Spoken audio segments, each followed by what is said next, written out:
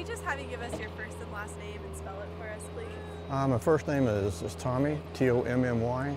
Last name is McBride, M-C-B-R-I-D-E. And tell us a little bit about Rosie. Rose came from the Humane Society here in El Paso. I got her in November of 2016. And it was my understanding that when we first got her, she had been turned in originally in July of 2016. And between July and the time that we adopted her in November, she had been adopted out once during that time span and brought back, because the story is that the owners that had her said that she had developed an abscess or a sore on her right shoulder, and they didn't want to deal with the vet expenses of getting that taken care of. So once they turned her back in after adopting her, the vet at the Humane Society got to looking at her and found out that she had been shot with a pellet gun and found a pellet actually in her shoulder. So the people had had her during that time, and somehow she'd become injured and shot with a pellet gun during that time. So she was basically at the shelter between July and November, just waiting for somebody to come along and adopt her. She was considered an older dog. When we got her, she was 5.5, and they consider that an old dog. And they were very excited that we showed up to get her, because they say they have trouble adopting out what they consider older dogs. So they were really excited that we were coming to look at Rosie, considering the fact that she was an older dog and had been there since July. And tell us about the day you brought her home.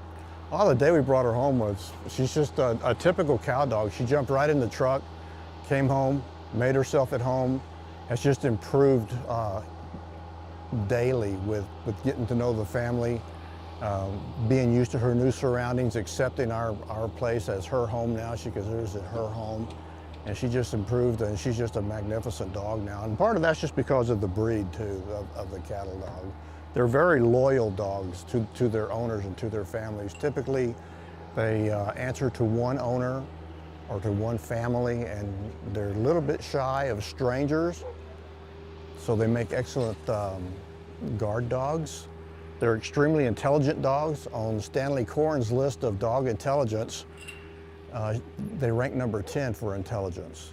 And Stanley Coren is a guy who's done research into the intelligence and mental abilities of dogs, created a list of dog intelligent breeds, and they rank number 10. So they're smart dogs and very energetic. They need a job to do, for sure. And how has she made a difference in your life? Oh, we had, well, she's actually the third cow dog I've had.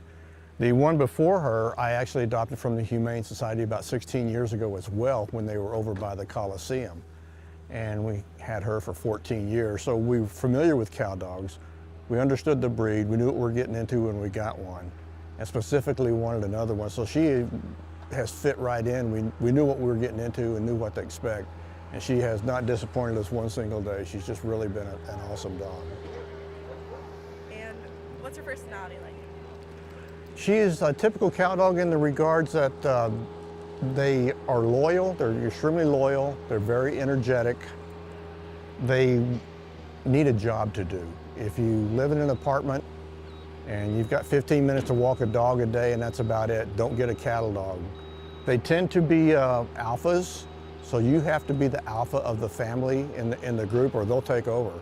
They're just out of boredom. So if you live in an apartment and you don't exercise them regularly, their intelligence and their willingness to work and wanting something to do, they'll start turning into bad behavior, like getting into the trash, ripping stuff up and whatnot. So you need to know what you're getting into when you get a cattle dog. And why did you decide to adopt from the Humane Society instead of a breeder? I was actually, well, every dog I've ever had has come from a rescue, whether it was we lived in Conroe, Texas at one time. So we've adopted every dog we've ever had has been a rescue dog. So I was determined once again to get a rescue dog. And we were looking online at dogs in this vicinity that were available. And I initially saw a picture of her at the Humane Society, and it was not a very flattering picture. And I didn't like the picture, so I didn't even think about going to look at her. And then over a period of about 3 weeks and looking, I went and checked again online, and they had put another picture of her on there, which is a much more flattering picture. And at that point, we decided we need to go look at this dog, and we did, and just fell in love with her instantly. One thing you mentioned earlier was that she's an older dog, and usually it's harder to get people to adopt older dogs. But what would you tell people to try to convince them otherwise? Oh, don't let that age be a factor in your determinants of getting a dog, whether you get one or not. She was 5.5 when we got her. She's 6 now. She's still energetic, still a good dog. It's just like having a 2 or 3-year-old dog. Probably not as energetic as a 2 or 3-year-old dog, understandably, but there's just no reason not to get one that's 5, 6, 7, 8 years old. They need good homes too, and they make excellent pets. They make excellent pets.